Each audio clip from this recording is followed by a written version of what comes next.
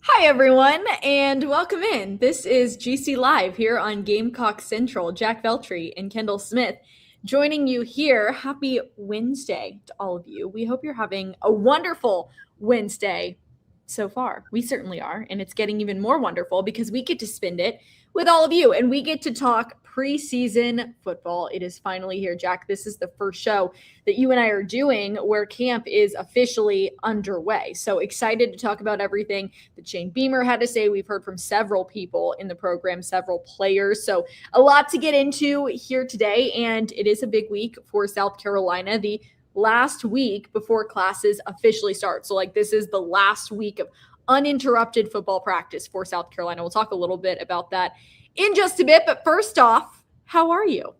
I'm doing good, Kendall. Yeah, you're right. It's first time we're talking because we spoke last Thursday, right before media days, and then preseason camp got going the next day. And I know Wes and Chris have been on here a few times talking about that and how things are looking for the Gamecocks. But yeah, this is our first time talking on here since camp got rolling, and it's definitely gotten busier. It's back to a normal type of schedule now where I'm going to press conferences today, yesterday, and we got practice going on, and we haven't had any open practices so far this week, but we will have one more on Sunday evening, that is. So that'll be interesting to see. And that'll be right after South Carolina has their scrimmage on Saturday, which what makes Carolina, you wonder, based on the title of the stream, it's literally that. They have their first scrimmage of two scrimmages they'll have this preseason. They'll have one on Saturday night, and then they'll have one next Saturday. So, yeah, big week for the Gamecocks, figuring things out as far as position battles go and everything else with this team. It really does start with that scrimmage on Saturday. This time of the year makes me so nostalgic. I just can't with this time of the year. It makes me wish that I was back at South Carolina and a student again because it is so exciting. You obviously have the excitement of football season. The team is getting ready. For me, I was in a sorority at South Carolina, so I see all the recruitment, the rush talk. I'm like, oh my gosh, this time of the year is just the best. So if you're a college student, let me sound old in saying this, enjoy your time because it truly is so much fun. And then you sit here like Jack and I, 25 and 26 years old, and you're like, gosh, where did the time go? And I feel like it just slipped by so quickly, but really do love this time of the year and love the anticipation of it, right, Jack? We are so looking forward to football season. We can sit here and talk as much as we want, but we are finally getting closer to the point where South Carolina will open up its season and we'll actually be able to see what this team does on the field. So we are going to continue to talk about it here, though, before we officially get to that point. And the reason why we're able to talk about it is because of our good friend, Clint Hammond.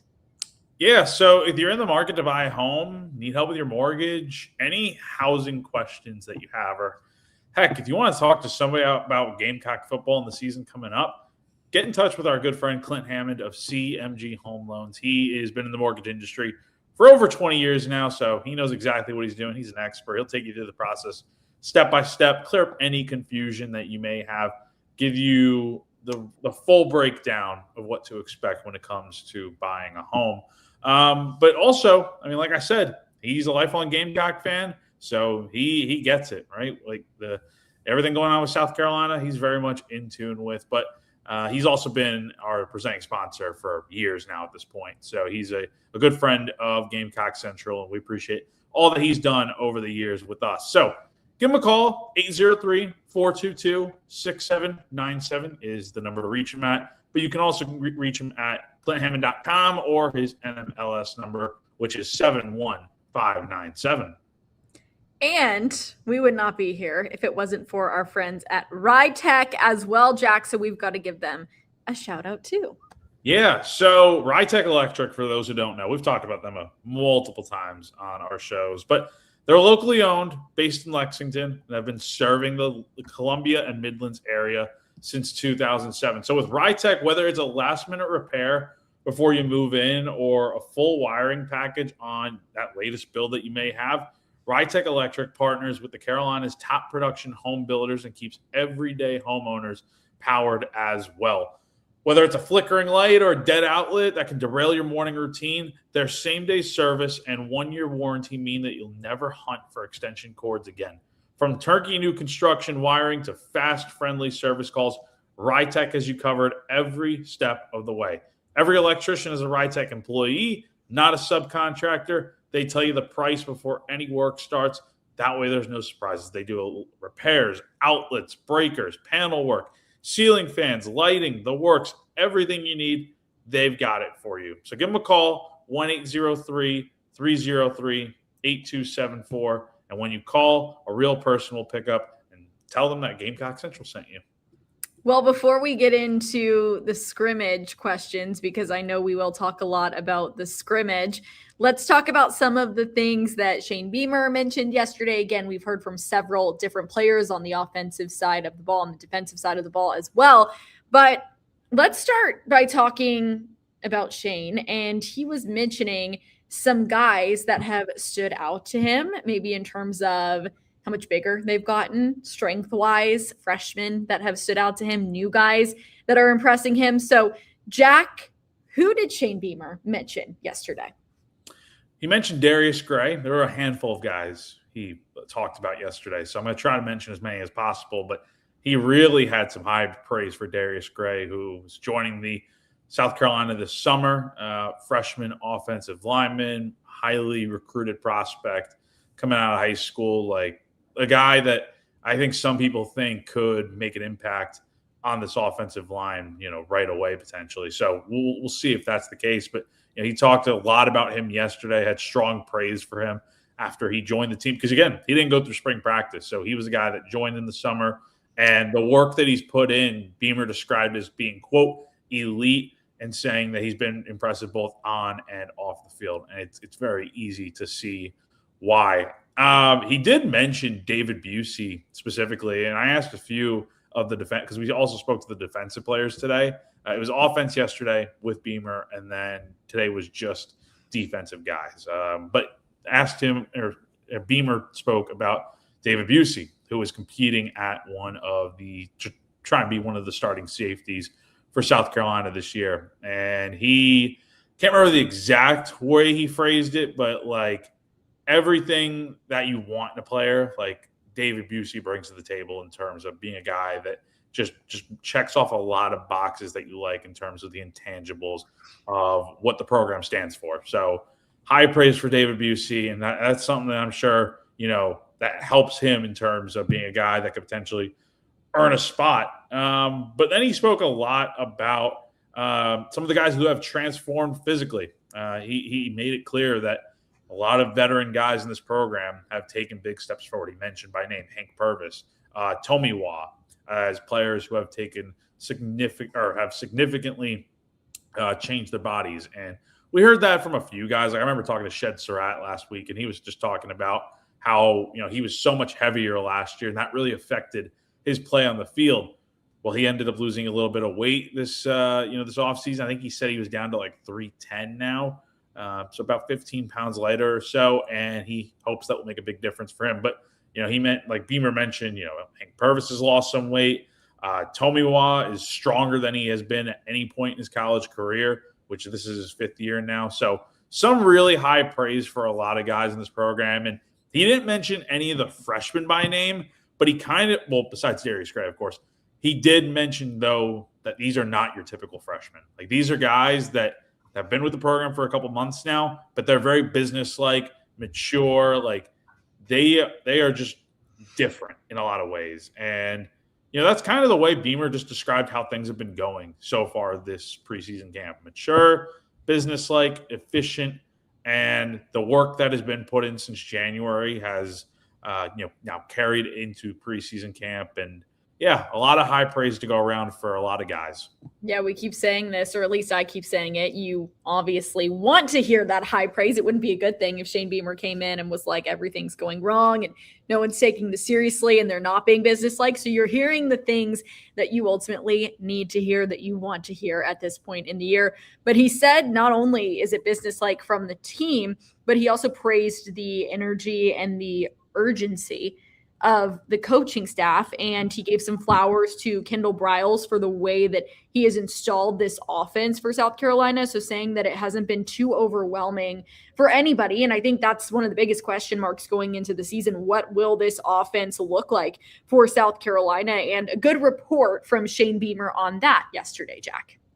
Yeah, no, totally. And I was the one who asked him about the offense because I'm interested to hear about how that is looking, because it's such a big topic for not just this week with the scrimmage, which I think that's the biggest thing that I think everyone's interested in learning about, is how is this offense looking in as close to a game-like setting as you can have, because there are no preseason outside exhibition games or anything. It's really just you're going up 11 on 11 against each other at the stadium on Saturday and then next week as well, and no crowd or anything. I'm sure there'll be like some, former alumni and donors and maybe some Gamecock club members there and whatnot. But like, it's not going to be like, what you would expect when the season rolls around. You got 85,000 people packing it out on September 5th. So yeah, I mean, this is one of two kind of like dress rehearsals to get ready for the season and see what this offense can do, right? And we're not going to be there, right? Media is not going to be there, but we're going to hear things about it. And then a few days later, which kind of stinks because the way it used to be was that you would have scrimmage on Saturday, and then later that night or whenever afterwards, media would meet with Beamer to talk with him directly after the scrimmage, kind of just like you would during a normal game. That wasn't the case last year, not that I remember, and that won't be the case this year since we're not hearing from him until the Tuesday after the scrimmage, which I guess can have some, potential drawbacks, but it can also be good because it gives Beamer more time to look at the tape and really evaluate where things, went right and where they went wrong. And a big question that's going to be asked is, how did the offense look? So he did say the offense is moving along really well. I mean, at this point, the way guys made it sound is like the offense is pretty much installed at this point and that they're able to really dive straight headfirst into things and not really they're able to move fast with the play calling and whatnot. So it's going to be interesting to see where things go from here, but Beamer did make it clear he likes where they're at. Moving fast should be interesting. I wonder how fast we're talking. Are we talking like a Tennessee 2 seasons ago fast? We were talking about that on radio this morning. That was the example I brought up of okay, is it going to be high tempo? Because we know they're going to have some tempo, but to what degree do they use tempo? Is it Tennessee a few years ago, 2022, when they came into town and all the talk was about Tennessee, high tempo offense? They're getting to the line very quickly every single play. Is it like that? Or is it going to be what I think it probably is more like, where depending on the situation in the game, like if South Carolina, has a big chunk play where they get 30 yards, they're going to hustle to the line and get set up for the next play. At least that's what I think. Like stuff like that makes sense to me. But I don't know. Maybe they will do every single play, but I could also see it where, depending on the situation in the game, they try to go a little more tempo. Yeah, I'm curious to see how it ends up. And we know who some of the starters will be. Obviously, we know who the starting quarterback will be for South Carolina. This is something that has been brought up over the last few weeks, just trying to decide, okay, who will the backup be for Lenora Sellers this year? What is the latest on this, Jack? So I did read that. I didn't get a chance to talk to Kendall Briles last week, but I did see another story out there that Briles basically confirmed that Cutter Woods is heading into the year as QB2.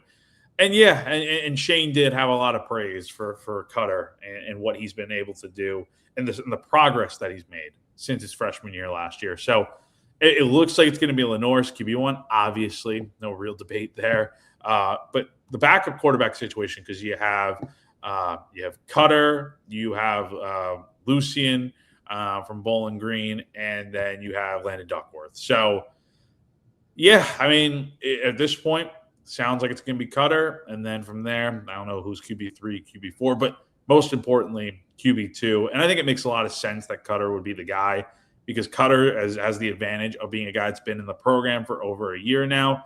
South Carolina obviously likes him a lot. And the thing about QB2, Kendall, as we all know, that's the guy that if something goes awry with your QB1, if that guy gets hurt, if things just aren't going well, then your quarterback 2 is your next guy up. And that's someone you want to trust to navigate this offense. And it seems like they have a lot of faith in Cutter Woods. Yeah, it's a good thing. And especially when you think about the first few games of the season, and there's a question somewhere around here.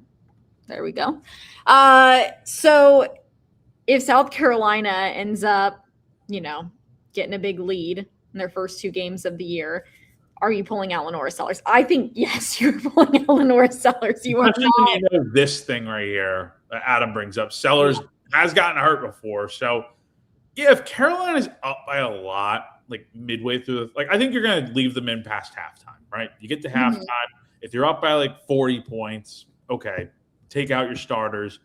No real big deal there. Unless you want but a guy like Lenoris should definitely be out of the game after halftime. I think if you're up like 3 touchdowns, somewhere in that range, I think that is, you're good to take out Lenoris. You obviously do not want to risk anything. So that's kind of the beauty of those games too, is you get some guys in there that you might not typically get to see. Fingers crossed that there are no injuries to any starters this year, but it's football, so we know how things go.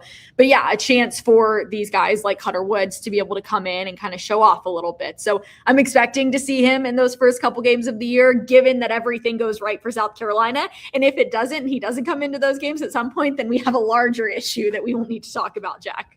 Yeah, no, totally. I mean, you don't want to have Lenoris playing into the fourth quarter or something. You don't want it to be You never want it to get back to being Old Dominion 2 years ago. Everyone remembers how bad that game was, where Old Dominion was leading in the fourth quarter. You do not want that to be the case. You want those first 2 games, you want it to be stress-free and winning by a lot, right? So you don't learn a ton in those first 2 games. You don't want to be battle-tested. You want to be battle-tested, but you don't want to be battle-tested after those games, right? You don't want to be having to make a big comeback late against a team like Kent State or, God forbid, FCS team Towson. So, yeah, you hope everyone stays healthy, things go well, and you go from there. So, but, yeah, I think if you're up by enough, you take Lenoris out. You bring up the Old Dominion game like I bring up the LSU game. It's the first thing I think of, though. LSU is a completely different circumstance. I know, but Jack was giving me a hard time last week. I know. I'm like, no, Jack brings up that Old Dominion game all the time, and I can't even think about it because it makes me mad. That's another one of my issues, my pain points when I think about the last few years. I'm sorry about that. It's okay. It's valid. It's factual. It makes sense to bring up. You don't want to have a repeat of it. It's just oh my gosh, I can't talk about it. We're speaking positive vibes only into this year, of course, right? So we have some other questions here and we will get into. Okay, so questions about Stewart and Peak. I've seen a couple of these. Yeah. We do not expect for them to be playing the first 2 games of the year. It's possible. We're not saying it's not going to happen. But, Jack, we've been saying this kind of throughout the summer. It's not imperative that they're playing these first couple games of the season. You're probably better to be safe than sorry. But Shane Beamer continues to say, whatever the doctors say, whenever they are cleared, that's when they're going to go out there. Yeah, let's rephrase that first part. We don't know for sure when they're coming back. Right? It's not confirmed by, not that I've seen, that they're not playing the first 2 games of the year. So we don't know that, right? When the thing with Beamer that he's always said, and again, the updates at this point are kind of just becoming very repetitive to the point where yesterday it was a lot of the same old, it wasn't anything new that we haven't heard from Beamer already. But look, he's always said, when the doctors give them the A-OK, they'll be out there. So we have not seen them practicing yet necessarily. For all we know, they could be doing stuff. That's kind of what Beamer alluded to, is that they've been out there at practice, but how much have they really been doing? We don't really know for sure. When we were out there last Friday, when I was there, Dylan was in his practice jersey with shorts, and it looked like sneakers or something, or athletic shoes. But he didn't have his helmet on or anything. He wasn't going through anything. I didn't even see Peak out there. Nobody from the media saw Peak out there. So we'll see. We'll see when they are ready to go. The thing Beamer mentioned, though, yesterday, and it feels like a no-brainer, those guys have to go through practice before playing in a game. Right? They're not just going to throw them out there for the Kent State game and without any practice under the belt. That's just not a smart thing to do. So, and honestly, do you really need them for the first 2 games of the year? I keep going back to that point. Do you really need them? No. You should be able to beat Kent State and Towson with your backups, quite honestly. But Mississippi State, yeah. I mean, Mississippi State can be a dangerous team that could – they almost pulled off a handful of upsets last year. So it's going to be a tricky game by week 3. So that's September 19th we're talking about. That is today's date. That's like 5 weeks away, right, if my math is correct. So you got a little over a month and a week to get those guys ready for that game, which is the important thing. But ideally, you'd like to have them back as soon as possible. Yes, which is why I said we are not necessarily expecting it. Now, again, as Jack mentioned, it could happen, but it's not essential, at least in our opinions, that they are playing in those games. Like you said, Jack, those should be wins for South Carolina regardless. Now, this does beg the question, do you try to get them in if they're ready for reps of some sort, for a couple snaps out there, just see how things go? And this is a conversation we had a few weeks as well. I forget the exact number that you used, maybe like 20, 25 snaps. Yeah. If you try to get them in maybe around that range, if they've been cleared, just to get them some game action instead of being super reserved and having them sit off to the side on the sidelines. Yeah, if they're ready to go by like week 1, yeah, you're going to get them out there. I think that's obvious. Like, if they're ready to go, they're going to play. It's just, do you ease them back in? I don't think they're going to be. I mean, again, in the first 2 games, they shouldn't be playing the whole game to begin with. But having them on some sort of snap count right away, but just making sure they get reps, I think that is important for sure. But also, if they're getting reps during practice and they don't play the first 2 games of the year and they're just ready to go for Mississippi State, like, I think that's also fine. I don't think it's like that big of a deal, but there is something to the idea of like, yeah, getting them game reps is important before the competition really picks up. But if it doesn't work out that way and they're just ready to go for week 3, I think just having them 100% healthy is the most important thing, or as close to it as you can get. Yeah, absolutely. I think for this question, you're willing to show depth, in my opinion, anywhere, as long as you're up by a certain amount and you feel comfortable with where the game is at. So I don't think that just goes for taking the Norris Sellers out of the game. I think that for these first 2 games of the season, if you have a significant lead on both of these teams, you're probably going to filter in a lot of different guys just to be able to get guys out there, get reps, get the experience, kind of see what you have, see them in those game-like situations, and get guys as comfortable as you possibly can, especially offensively, with what Kendall Briles is installing. So I'm sure you agree with that, Jack. Maybe you don't, but I think you're going to try to filter in as many guys as you can, given that you have a comfortable enough lead. Yeah, you said it perfectly. Like, it doesn't go just for quarterback. It goes for basically every position, because, and this kind of ties into this question here also from Big Red of what's the deal with redshirting? Well, there is no redshirting essentially. Redshirting is basically eliminated at this point with the NCAA's new eligibility rules where you have 5 years to play. So redshirting essentially is a non-factor at this point. I think there was a question earlier somewhere. I don't know where it's at, but somebody was asked, or somebody mentioned, like, I'm sure Landon Duckworth will redshirt this year. Well, there's not going to be a red shirt. It's kind of like freshman, sophomore, junior, senior, 5th year. Like, that's kind of what it's going to be. So I think there's no harm in playing guys as much as you want, but especially in those first 2 games, I think it's important to, while you're still figuring things out, especially on the offensive line of position, that by the time you get to conference play, you kind of want to know who your starting 5 is.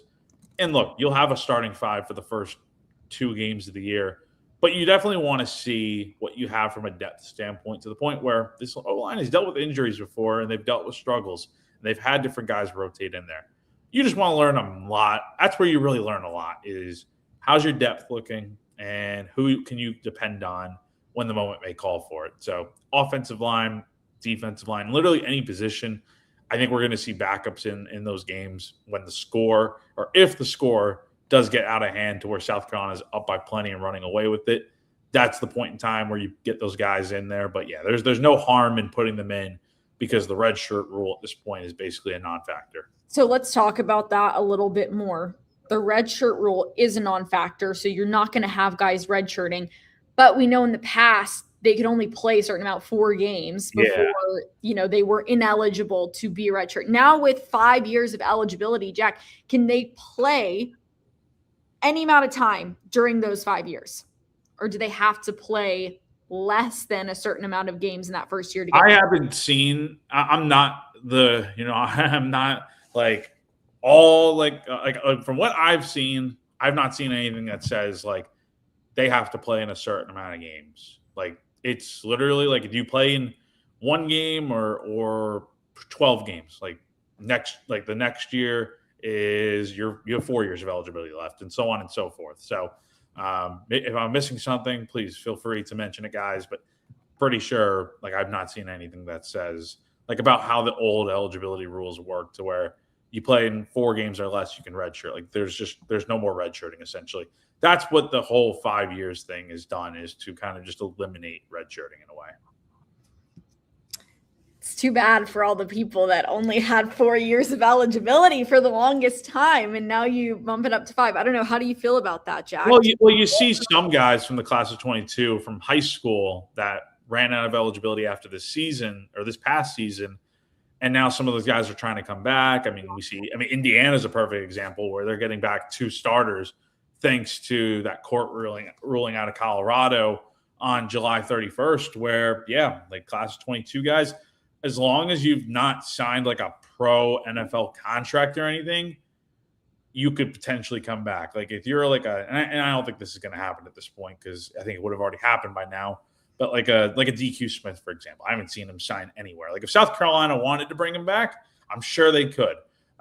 There's a lot of guys that fit that mold. But like a Brian Thomas Jr., like pretty sure he's all signed with the Jags at this point. So and going through camp. So I don't think he is going to be back for the Gamecocks. But it is interesting though, and I think that's kind of the right thing to do because you just get yourself into. If you don't approve that, you have like all this drama about like, oh, why can't the class of 22 guys get an extra year and stuff? And I think there's kind of just the NCAA and the court ruling and all that. I think that's kind of just eliminating a lot of unnecessary drama that they would have encountered otherwise.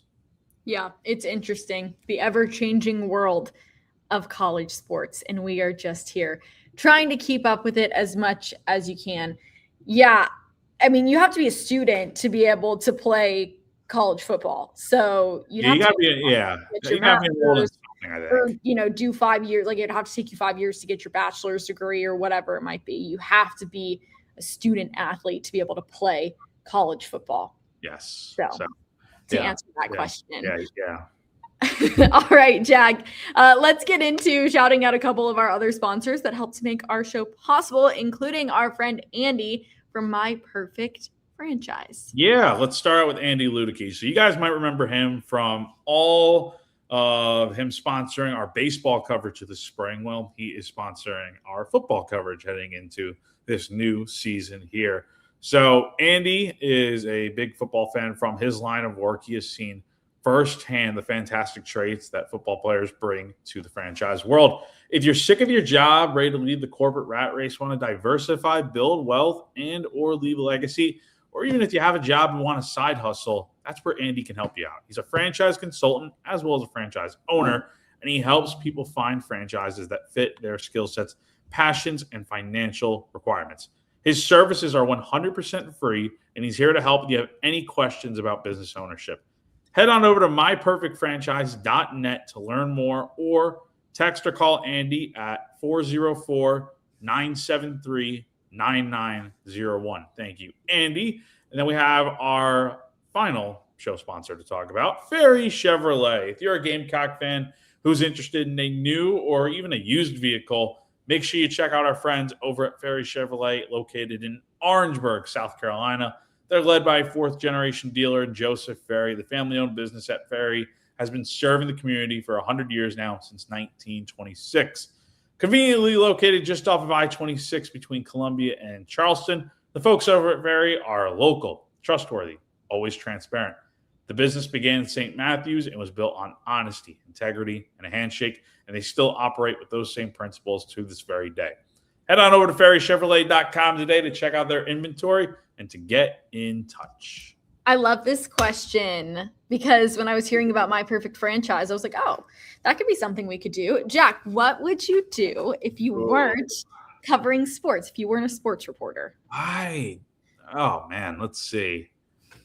Before I decided I was going to major in journalism in school, I thought maybe I'll get into like insurance or business, and maybe from like a financial standpoint, that would be a bit better. Because you hear all about those financial gurus out there and insurance. I mean, like those guys seem to be doing pretty well. So that would have been cool. But I like what I do a lot better. Matter of fact, I love what I do. So, and I know you could say the same thing, Kendall. But I'd probably be doing something in insurance or in the business world, I guess. Yeah, I have always known I've wanted to be a sports broadcaster since I was really, really little. Like probably 4 or 5 years old, I would like take my parents' video camera that they use for like our family videos and do news reports and sports reports and Food Network shows. I would go into my kitchen and record. So like I always knew that I wanted to do this since I was really, really little. And there was no other option. When I was a kid, I liked to play like teacher. So I thought, okay, maybe a teacher. But I think that if I wasn't a sports broadcaster, I would want to be a lawyer. My brother's a lawyer, and I'm just really fascinated by that world. I enjoy like keeping up with trials and stuff. I think it's really interesting. And because I have a brother that does it, like I'm constantly just like hearing about what goes on as a lawyer. And I think it's fascinating. So I would say if I wasn't a sports broadcaster, I would want to be a lawyer. And it would be a lot of reading, a lot of school. But really, I wouldn't want to do anything else other than what I'm doing right now. And I'm super grateful for it and just so happy that I get to live out the dream that I had wanted ever since I was a kid. So that's our little moment of gratitude for the day. And it's always good question there. We like the little question to break the football conversation up. Yes, we absolutely do. All right. This one is a good question here. The run game. So curious to see how this is going to work out. We've talked a lot about this offense that Kendall Briles is running and how it is going to make LaNorris Sellers better and how it's going to accentuate him. We know that last year he was limited in his ability to run. LaNorris was. So hoping that this year there's a little bit more freedom, but not to the point where he's like scrambling around and like it's because of breakdowns. 2 seasons ago, we saw LaNorris run really well. And sometimes it was not by design. It was because things were breaking down. The offensive line was letting things go, and LaNorris kind of had to run. But this year, you're hoping to see more design type of plays that really allow LaNorris to run and use his legs, which are a weapon. But I'm also curious about the run game because we've talked so much about him. I don't think the run game will be stunted in this offense at all. Kendall Briles knows it's obviously a huge, important part of what this offense is trying to do. You can't just rely on LaNorris Sellers. And we've been really excited about this running back room too, Jack. So I'm curious your thoughts on this. Yeah, and we also heard a little bit from Christian Clark, one of the new guys in that running back room yesterday when we talked to offensive players. So I'll throw in a little bit of that context with some of what he said to kind of talk about the running back room with a little bit of updates there. But yeah, no doubt. I mean, you see it firsthand 2 years ago. What are the factors that went into LaNorris Sellers, as you mentioned, being the player that he was? When he was at his best, he had a real nice complementary run game to, I guess, complement what he was able to do as a passer, but also that dual threat capability where he could take off and run for nearly 700 yards 2 years ago. He had Rocket Sanders. He had a nice guy as a second option in the running back room like Oscar Attaway. You go to last year, South Carolina didn't have a great run game. And then 2 years ago, you also look at the tight end room. He had Josh Simon. That was his leading pass catcher. Last year, Simon was gone. You're relying on Brady Hunt. Michael Smith was with the program for a few games before he left. I mean, like those two factors were not really much of a factor at all last year. And you got to get back to that to some degree. Now, what is the more likelihood of the running back room being better or the tight end room being better? I'd probably go with the running back room because I feel like there's a lot of talent in that room. But the thing that we know is that it's unproven, right? So none of the guys, Christian Clark, Fuller, Jawarn Howell, Isaiah Gustave, none of those guys, Jabri Coleman, none of those guys are super, super proven to where they're like, they're coming in as like a Rocket Sanders, right? Some of those guys have starting experience from other schools. Some of them have played a little bit, but not like you're not getting a guy that's like full season as a starter, 1,000-yard rusher. You kind of have to work through it in preseason camp here. And honestly, the first 2 games of the year, I think, are also going to be critical in figuring out who that lead back is. And I think it may be a little bit of running back by committee to start the season, just my opinion. But then eventually it's going to have to get into having hopefully 2 top guys that you can roll with through the rest of the year. And Christian Clark was saying that the competition's been very competitive in that RB room. They're all pushing each other to be really great every single day. And the other key factor that I don't think we really think about as much is that, and Clark mentioned this, that in order to win games, the running backs that are in need to be talented at blocking in order to keep Sellers upright. So, and Stan Drayton has made this clear: if you can't block, you're not going to play. So you can't be a guy that runs the ball well. That's part of it. That's probably the most important part. But the other underlying factor is that you have to be able to block. So we're going to see. Look, Christian Clark made it clear they have good depth at running back. They feel good about where that room is at. But we got to see it, I think, to really believe it. Yes, and I forget who said this. Jack, you will remember. It was one of the coaches. He was talking about one of the position groups saying that you don't want to necessarily have people like completely stand out above the rest because you want to make sure that everyone will be able to contribute if they're called upon to contribute. You're obviously going to have your people that like rise to the top and your favorites or like best guys, so to speak, but you want to make sure that you feel confident that everyone would be able to go in and be successful if the situation occurred. I forget who said that. That was a couple weeks ago. I think it was, we talked about it last week. I think it was Travian Robertson who mentioned it to me. Because I asked him the question at Birdie's a few weeks ago, what do you look for in guys separating themselves? And he doesn't want guys to separate themselves. Yes. Which is an ironic yet unique thing to say. Great quote, though. But it makes sense because it's like in the defensive tackle room and defensive line in general, you need guys you're having guys rotate in there, right? And playing, you could rotate 6 to 7, maybe 8 guys in there potentially this season. So, yeah, you want guys to come together, which is the way he put it. So that makes sense, right? Because you want to have really good depth. And I think that's more important than having like a clear-cut starter, right? So I think that's what you were referring to. It was, yes. Thank you very much. I knew you would remember. Okay, we heard from Shane. We heard from offensive players, defensive players. What else stood out to you, Jack, about what some of these guys had to say? Yeah, Beamer, we have another question here, which I think is relevant to what we're talking about. Beamer was asked yesterday, I think it was the second question right off the top, about what kind of role is Neff, I think it's Neff Giwa. So I don't know if it's Giwa, whatever, but Neff, right? The guy that came in, international prospect, has never really played football before, grew up playing rugby.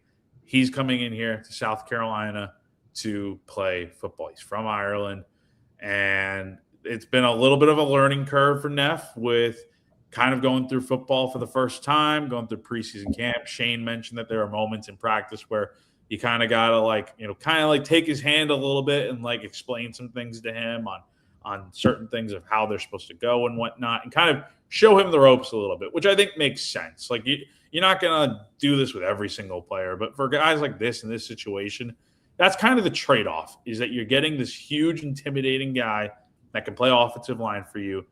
But the thing is that he's never really played football before.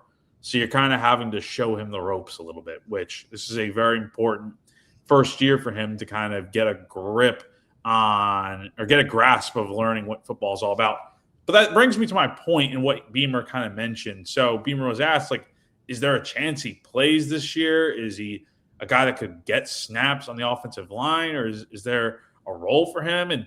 And Shane kind of paraphrasing here, Shane kind of made it clear, like, they want to get that guy out there because of his athletic ability and his size and just everything he brings to the table. But a pretty honest answer, like, does he expect him to play as a starter on the offensive line or really play at all on the offensive line week 1? Probably not, right? So when the season begins, it may not be him playing much on the offensive line, but rather, and I think this makes a lot more sense, having him play a role on like special teams. I think year one makes sense.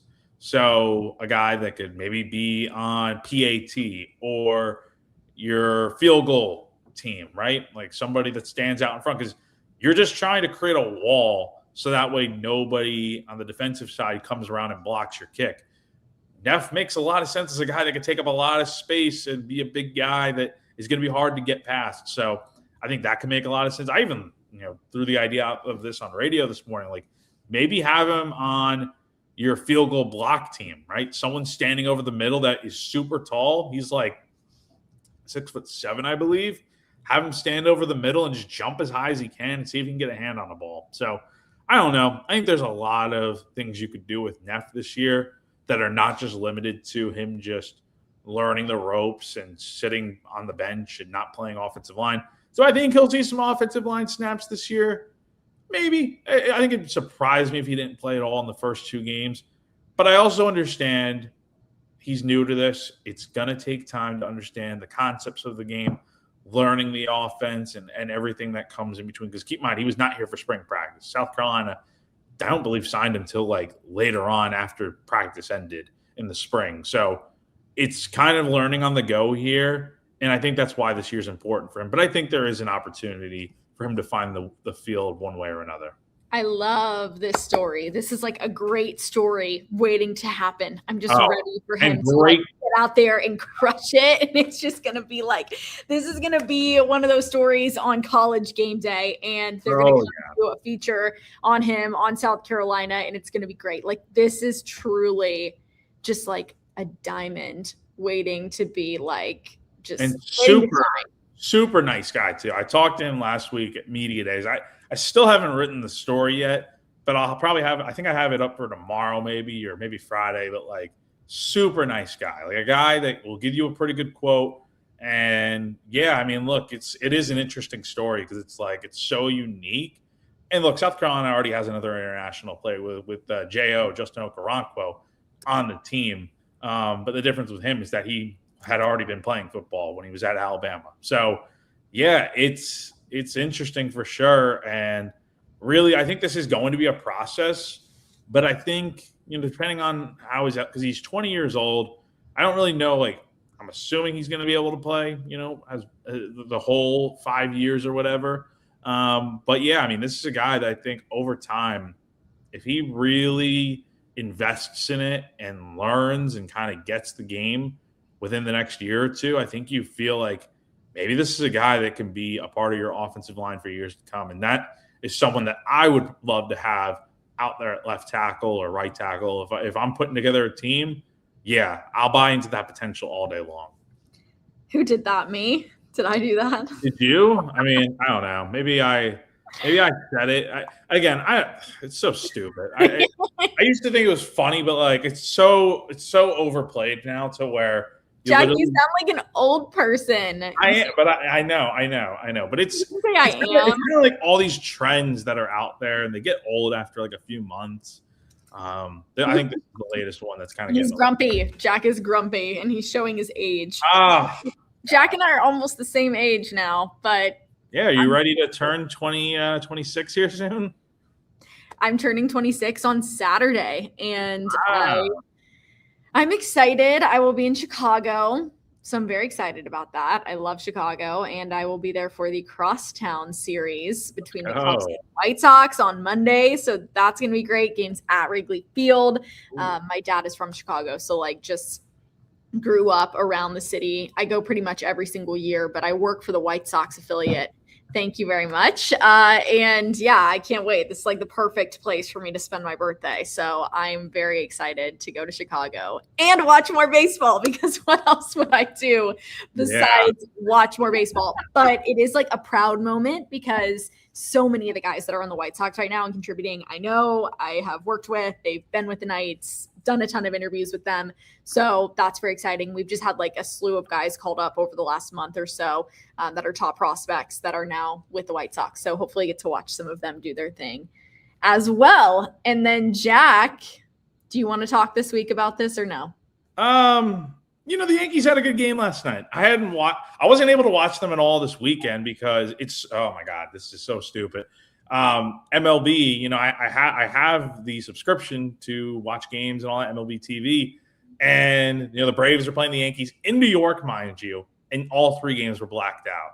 I couldn't watch it at all, which was so frustrating. I understand if it's in Atlanta, but just because it's the Braves and they're in New York, it means it's blacked out. Like that's really annoying. So well, that was the case for me yesterday too, because I get on my MLB app.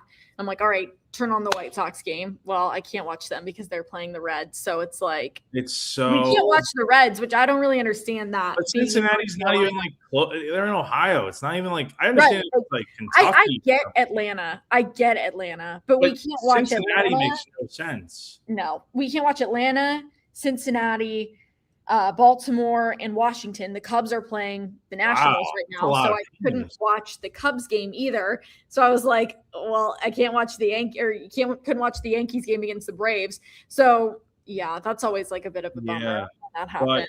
But nice win last night. I turned the game on 7th inning and they were down 1-0, and then they go out here and they score 4 runs. And as soon as I turned it on, they just start playing well. So I guess I need to be watching more consistently. But yeah, I love how he's happy now. Okay, Jack. I know. The Yankees are actually playing a little better lately. Last week we brought it up because I just bring it up every week to Jack. We love baseball. It's probably hockey's probably my favorite sport, but baseball's right there with it. And Jack, baseball's your favorite sport. And we love to talk about it. And so I'll bring it up with the Yankees. And last week, Jack was just like not happy. And he was like, I don't want to talk about it. And but now they won. So we can talk about it. It's still not great. They're still 6 games out of the division. Ironically, they have 67 wins this season. But the Rays just don't freaking lose. And it's the most annoying thing ever. But and the Bills, we'll see. They have a when did they play? Like Saturday, I think, against the Panthers. I think they actually play the Panthers on Saturday, which is let's see. But the new stadium looks okay. Doesn't look anything amazing. Okay.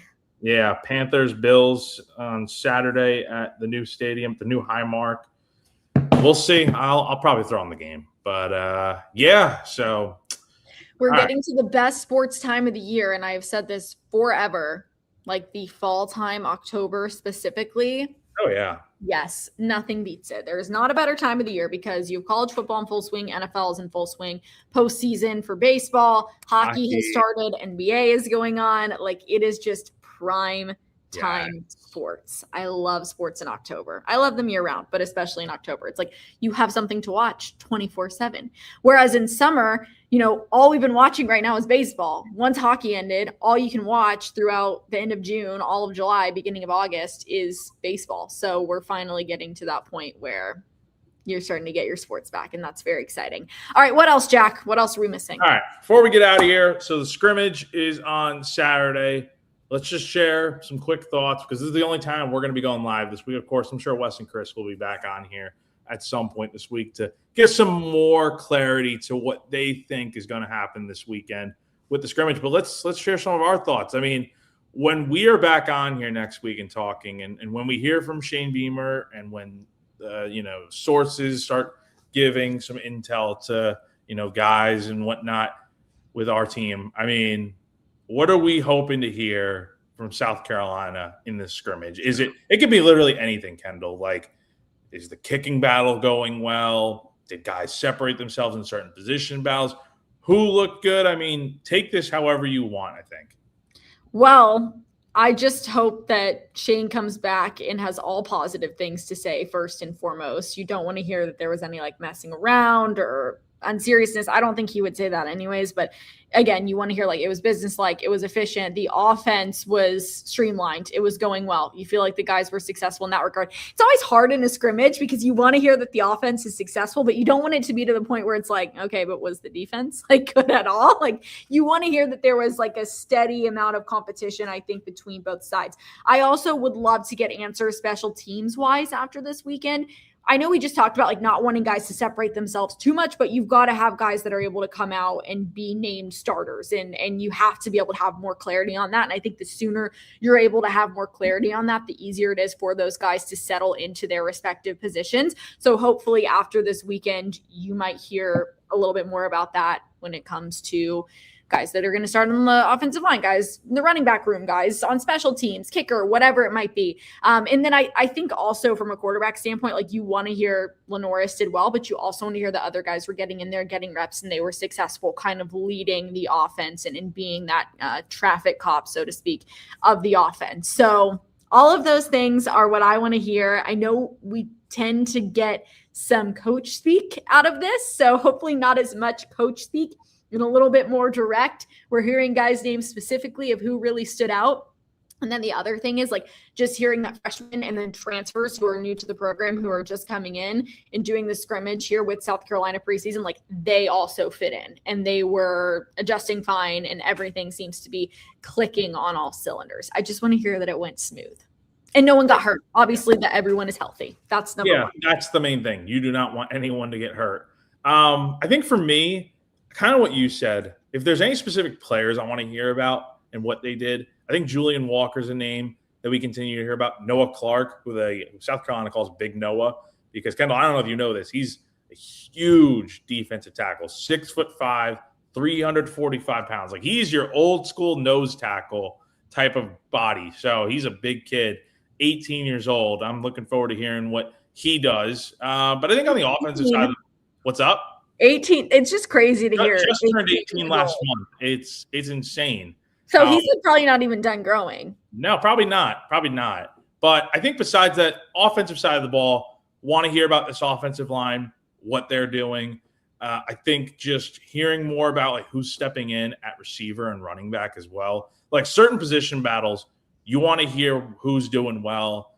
And yeah, you're probably not going to hear too much because a lot of this stuff is coming from people that are at these scrimmages, probably as far as sources go. But like you want to hear some of the good, but you also, I mean, they're not going to really spill like anything bad that happened. They're trying to pump it up as much as they can. I think so.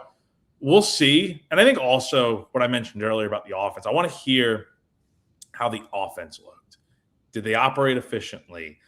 Was everything pretty good? Did they have a ton of penalties? Kind of how did it go? And I think because this is always every year, if the offense is doing well, then the immediate assumption is, oh, well, the defense isn't doing well. And if the defense is doing well, then that means the offense is doing well. I don't really put a ton of stock into that, but I think we know the defense this year is going to be one thing with Clayton White. The defense is always typically pretty good. 2 years ago, especially really good. Even last year, I think they gave you a chance in nearly every ball game to win. And I think that's going to be the case this year. But I think it's way more important to hear that the offense is doing good things on Saturday. If they can run the football and move up and down the field and do great things, I don't worry as much about the defense because I think they're going to be fine this season. But the key for me this weekend is what can this offense do and who is going to step up?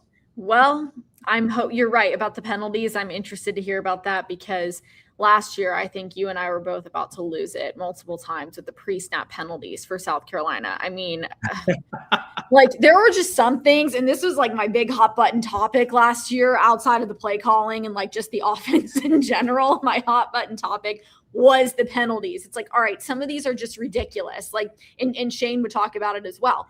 You shouldn't be having this amount of, especially pre-snap penalties, things that are completely avoidable, things that are completely within your control. That should not happen. So just hoping for like cleanliness from that standpoint this year, like a heck of a lot of discipline when it comes to that, because we've seen that in the past be a problem for South Carolina. So you just don't even want to get that started. Like you just want to make sure at the top of the season, even in these scrimmages, you go in and you make sure that everything's as clean as possible, because it's only going to get harder, especially when you have thousands and thousands, tens of thousands of fans at an away game in, the SEC, and it's hard to hear. And, you need to make sure that everything is aligned from that standpoint. So that was a great point, Jack.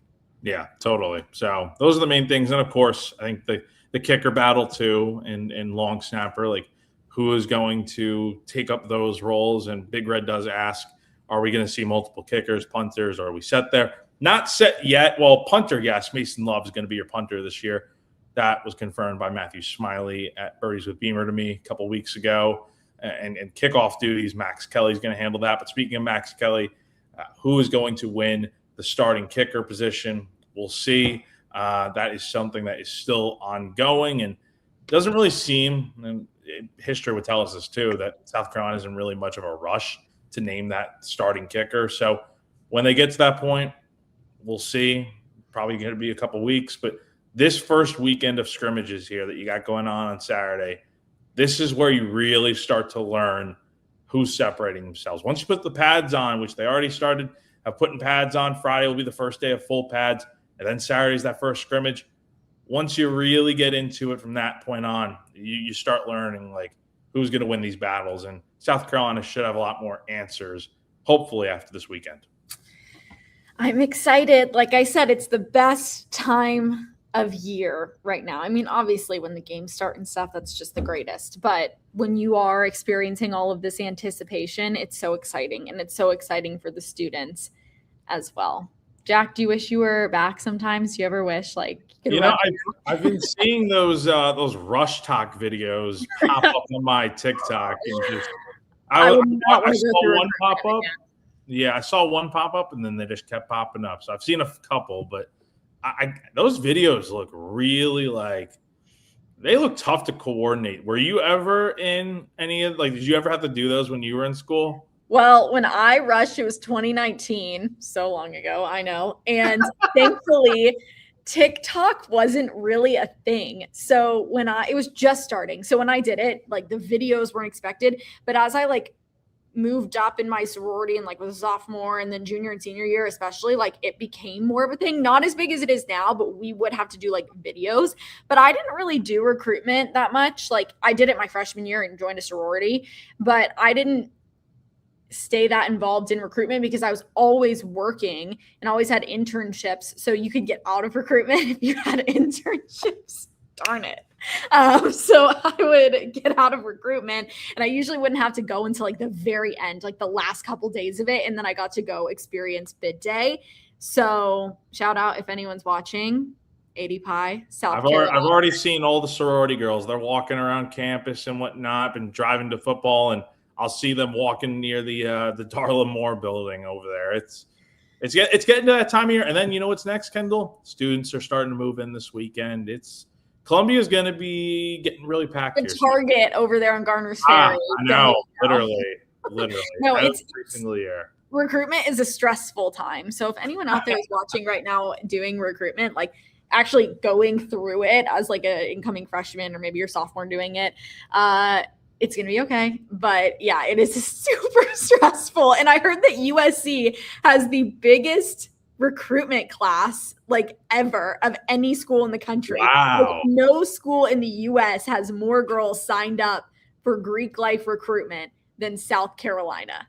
That's wild. Yeah. Wow. That's crazy. Yeah, it is crazy. So exciting time of the year, and football is here. First game will be here before we know it, and then everyone's going to be out and partying and at their tailgates and stuff. Oh. But Jack will be in the press box. Yeah. It'll be fun though. It'll be a fun season ahead. So. Do they still have Seawells as the place that recruits? I'm sorry, I'm thinking about recruitment. Caters? To my knowledge, yeah. That's been the staple. Yeah, the Seawell. Yeah, I mean, death taxes and Seawells at football games on Saturdays. So they did a good banana pudding, though. I remember that. Yeah, banana pudding is pretty good from Seawells. Yes, you guys. Hey, well, guess what? They'll have a new starting center this year, so we'll it was so many things. Yeah, last year. I think a lot of problems. We can all feel that way, but the good news is we are starting fresh. This is a new year. New me. I will not be. Hopefully, I'll be doing less of this and less of this. Well, we're smiling. Hopefully, we'll see. Me watching every game, I'm gonna get these 11 marks between my head, eyebrows, and then I'm gonna have to go get Botox or something because it's gonna create permanent wrinkles Anyways, we are getting way off track now. So I think that is our time to go. Yeah, that's our cue. That's our cue. Once you start talking about Botox, you got to go. All right. Thank you so much, everyone, for joining us here on GC Live here on Gamecock Central. Have a wonderful rest of your week. We appreciate all of you. For Jack Veltri, I am Kendall Smith, and we'll see y'all soon. Bye.